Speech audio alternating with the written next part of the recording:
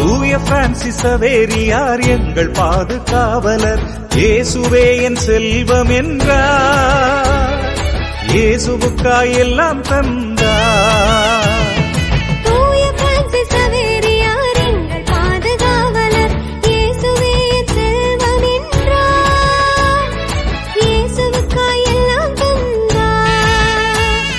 கோட்டாற்றில் கோயில் கொண்டு அருள் சிந்தும் அவர் புகழ், கோட்டாற்றில் கோயில் கொண்டு அருள் சிந்தும் அவர் புகழ் அழியாது வாழியவே.